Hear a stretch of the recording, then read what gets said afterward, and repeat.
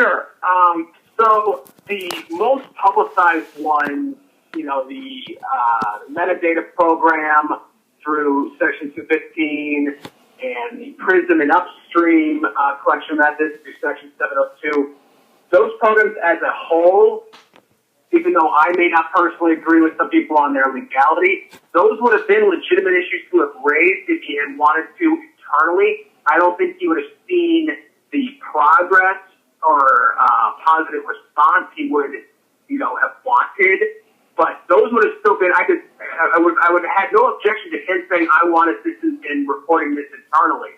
What I thought though would have been far more appropriate and far more concerning issues that I thought were very much legitimate whistleblower concerns that he would have been well within his rights and would have been very advisable for him to have raised were issues such as the Department of Justice not properly notifying criminal defendants. The FISA information was being relied upon. They had issued those notices as required in some cases, but not all. In some leaks, they issued them in some more cases, trying to correct the error. That would have been something legitimate to either bring to the IG or to bring to the Intel Committee saying, hey, I'd like to let you know DOJ is not doing what it's supposed to be doing. We found out later why. We found out that the National Security Division was interpreting its obligation very narrowly, and that Solicitor General later overruled them, and that's all very well good, but that's something that he could have legitimately raised out of it fine.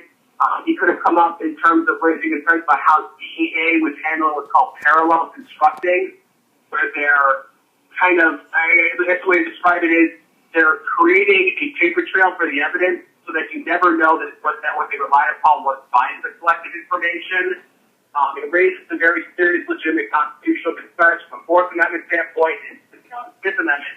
And so those have been legitimate things for him to come forward. I try to be very careful with how I critique those in the sense of there were some very valid things he raised.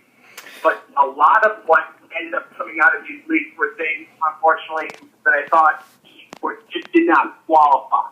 A lot of what he brought up were things about how we spy on foreign governments, how we spy on various foreign nationals, where maybe there's a policy dispute that I have on that thing. You know, maybe we shouldn't be doing this, but it was not evidence of fraud, waste, abuse, you know, unlawful conduct, or anything along those lines. And so if he comes to me saying, I want to, you know, report this, my honest, candid advice was, look, I'll assist you in however you want, but I don't think you're going to find much along those lines of issues because there's nothing necessarily